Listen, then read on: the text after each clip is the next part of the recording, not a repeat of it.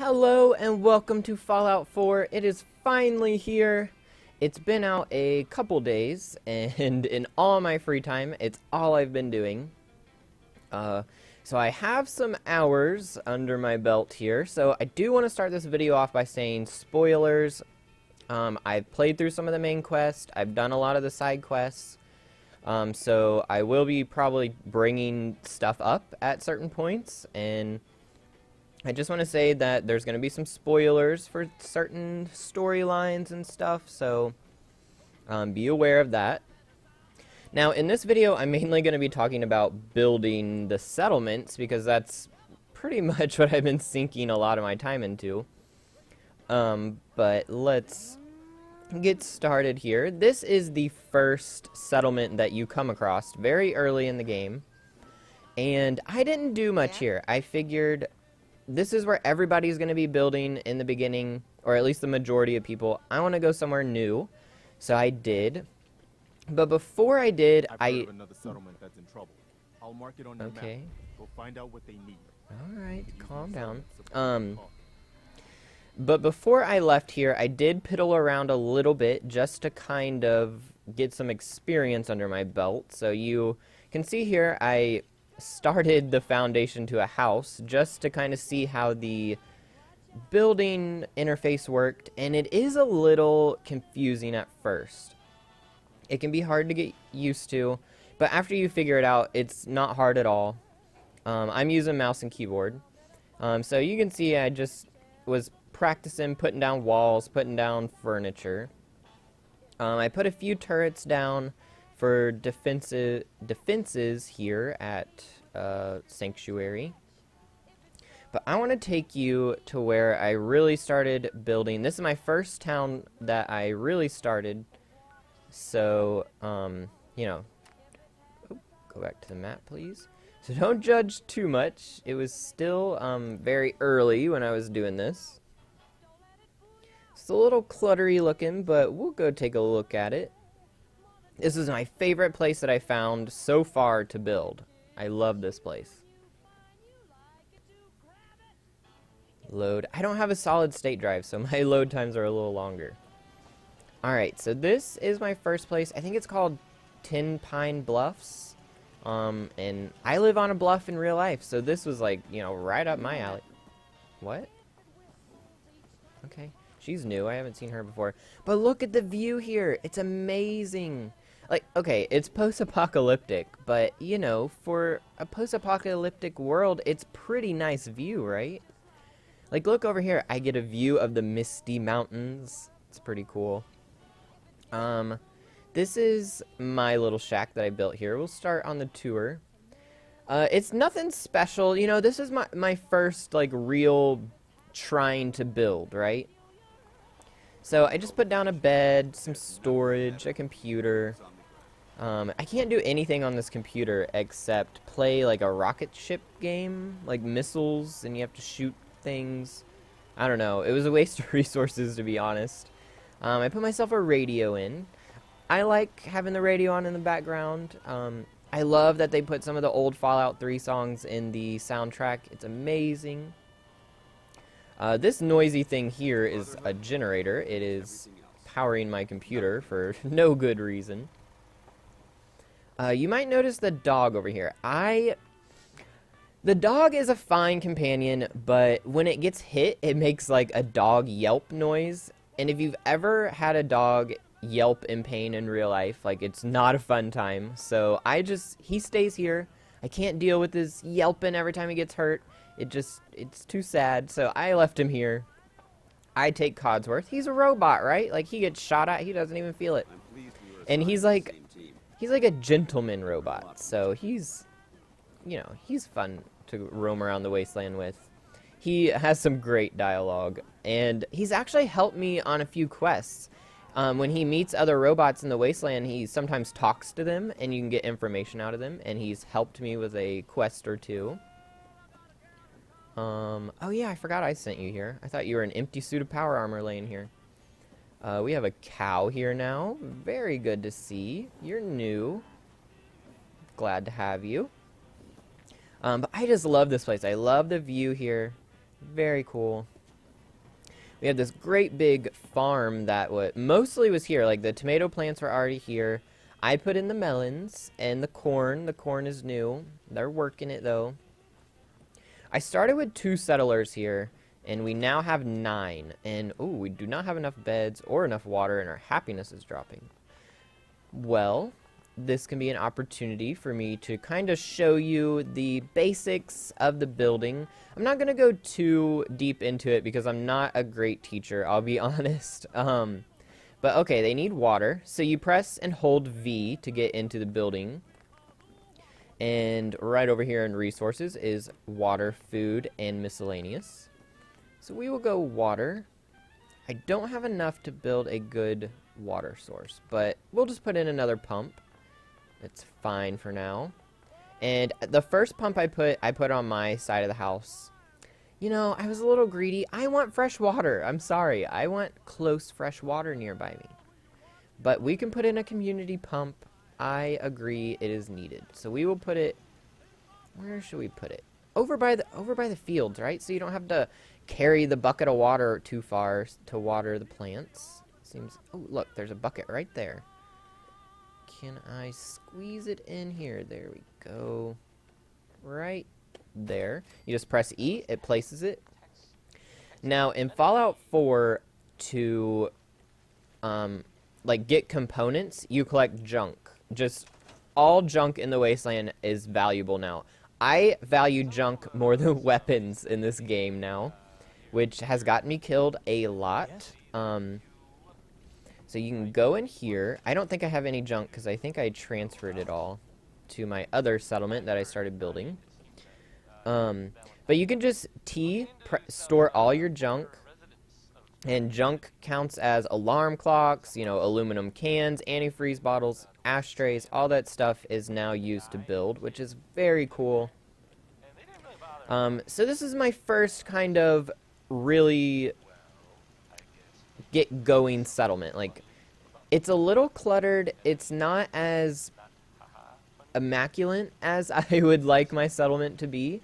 But that is why we are moving on to a new settlement that I gutted everything there, so it's a clean slate. So let's go look at that. I chose this next settlement because it has pre-made house structures already on the compound. So I thought that was cool. I can make each little house like a residence building. One might be an office building. You know, whatever we end up needing. So this is the new compound that I'm going to start building. I went through and gutted all these houses that they provided for us. That's why I chose this place, because it gives us these individual kind of housing units here. There's about 7 of them. So, you know, we're going to turn them into resident blocks. One might be an office. This long metal building over here, I'm going to turn into the kind of community room. It's going to have the kitchen in it. It's going to have a dining area in it. I'm thinking of putting a pool table in it. So this is going to be just, you know, the community building where people can come hang out. This little metal shed over here is going to be our latrine or bathroom. Obviously, it's not going to have working plumbing, so, you know, we'll figure something out there. We got a shed here in the middle, so this will be where all of our workshop stuff is.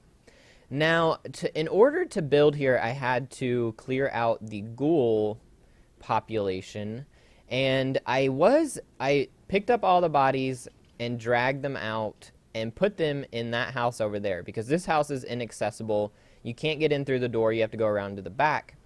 And I was piling all the ghoul bodies in here. And you will see there was a lot more in here. A lot more. You will see, if you watch my other videos that I'm going to be uploading, you'll see the pile of bodies that were in there. And they respawn, though. So I wasted all that time putting them over there, and they respawn anyway. I'm sure that's a bug. Or, I don't know, maybe I can use a console command to get rid of the bodies. I thought maybe if I built in here, but as you can see, that did not work. I thought maybe if I put some things that I built where the bodies were spawning, the bodies would quit coming back. But apparently that doesn't work. I'm assuming this is a bug. It'll get fixed. You know, these Bethesda games, when they first come out, they usually always have some problems. That's just how it goes.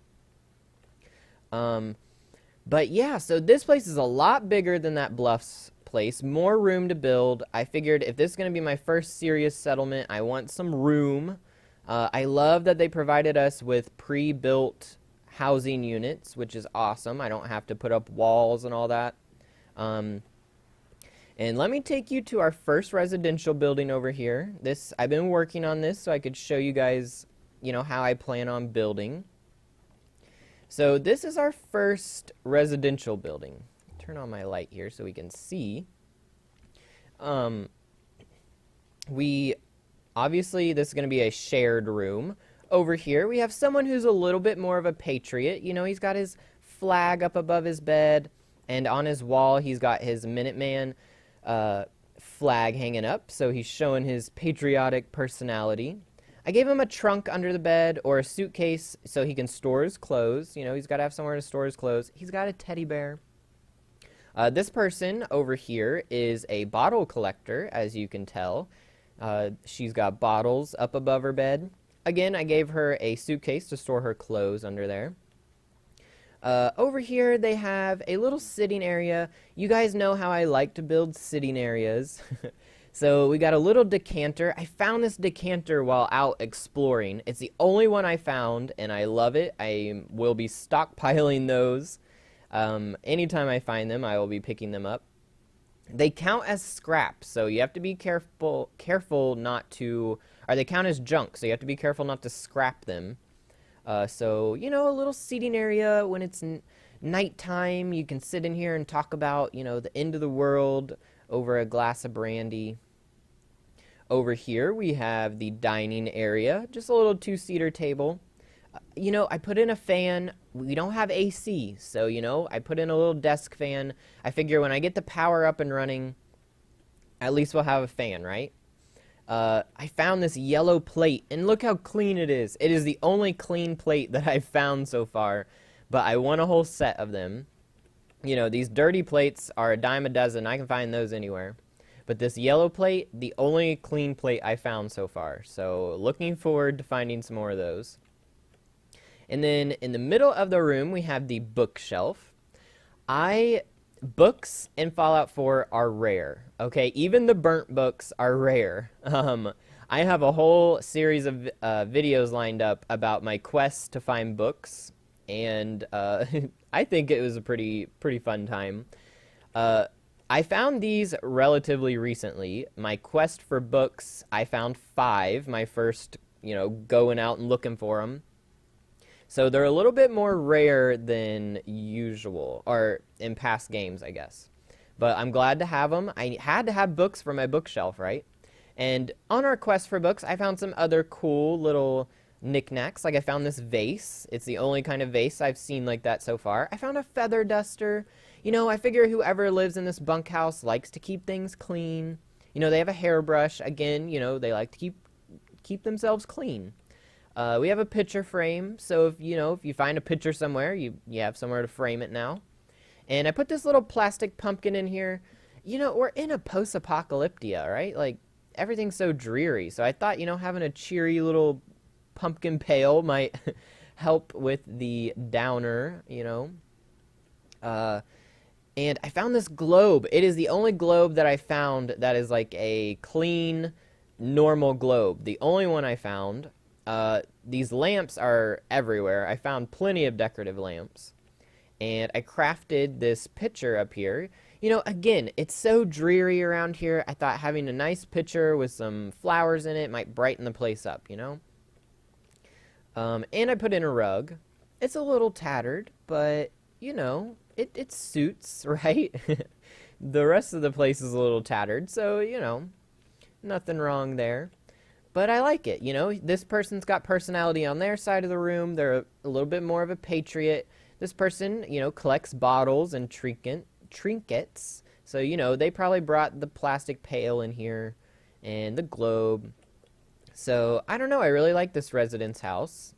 Uh, so let me tell you a little bit about what I've learned building so far.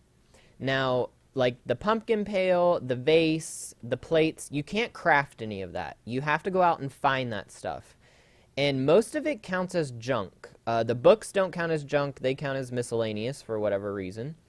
But most of it counts as junk. So if you're just scrapping all your junk, you're going to be scrapping the desk fan and the plates and the decanter. And the decanter, I need more of them. I can't be scrapping them.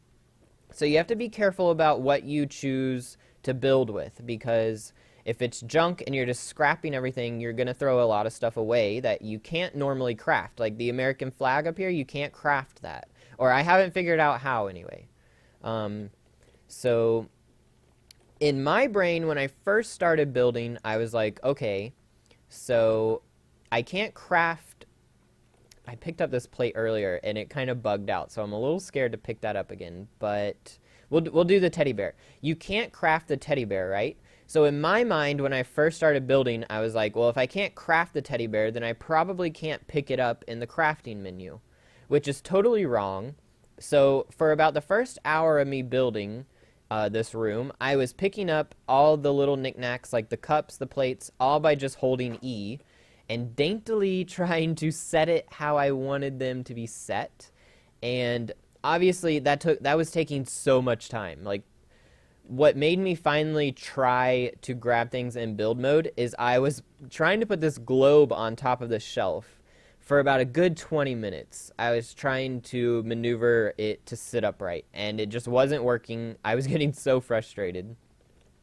So I decided to go into the build mode by holding V, and then you can grab stuff. Even though you can't craft this stuff, you can grab it in the build mode, and you can place it. So the build mode is it can be a little buggy yet.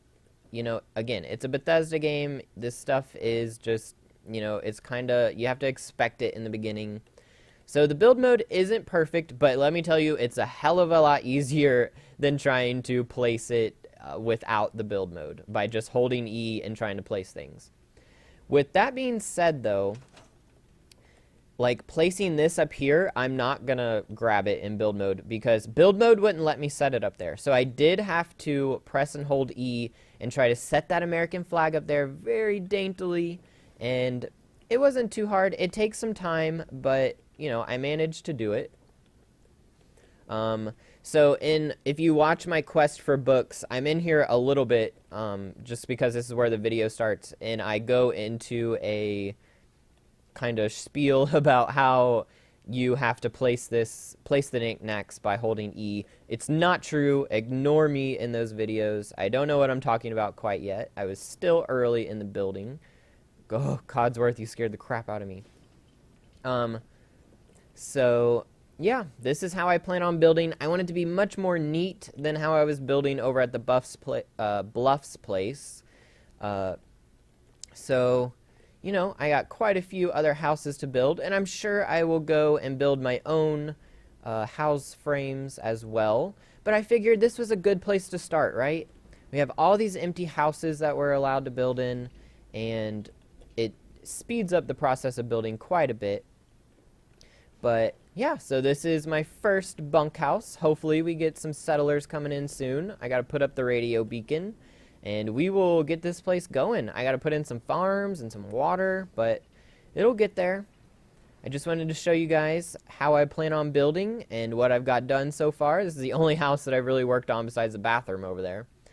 But yeah, so if you like this video, please leave me a like. Subscribe if you'd like to see more building and Fallout. I'm gonna be doing a ton of it.